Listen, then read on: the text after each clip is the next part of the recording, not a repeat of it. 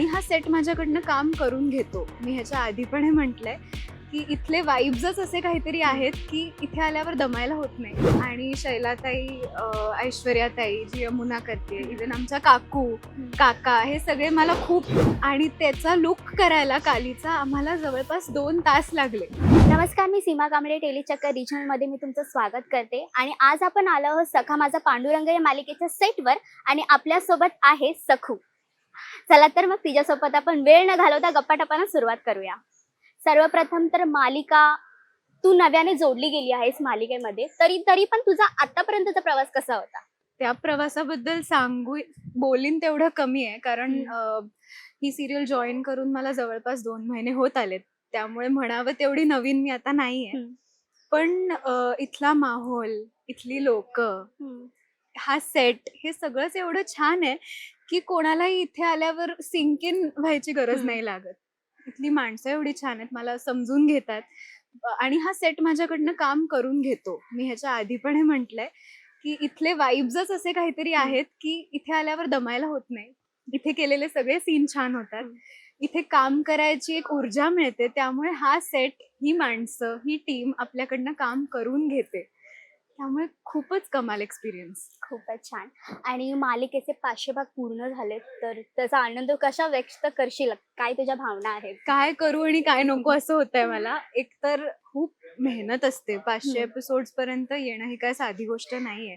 आणि सखा माझा पांडुरंगने हा टप्पा गाठलाय, हेच खूप खूप मोठी गोष्ट आहे माझ्यासाठी.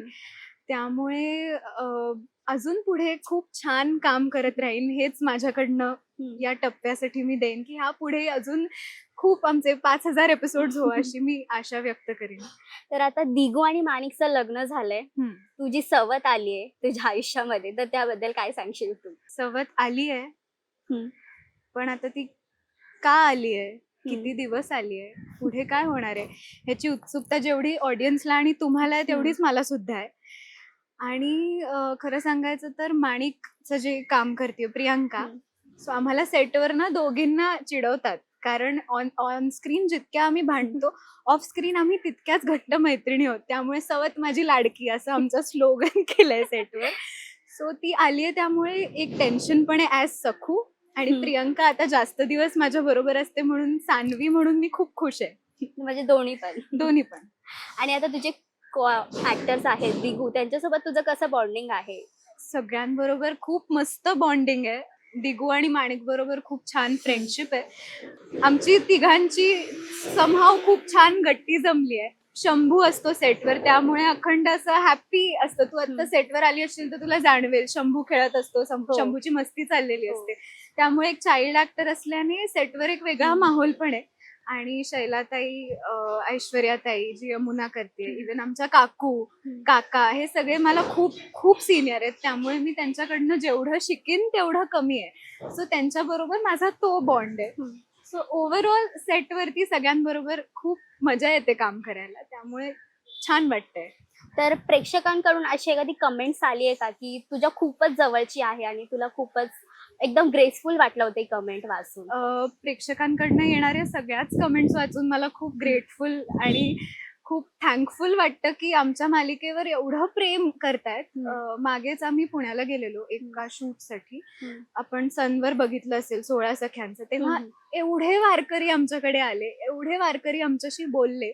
त्यामुळे त्या मोमेंटला मला असं झालं, ओके, आपलं काम लोकांपर्यंत पोहोचतंय, त्यांना ते आवडतंय, आणि आता ते असंच अजून छान पुढे नेणं आपली जबाबदारी आहे.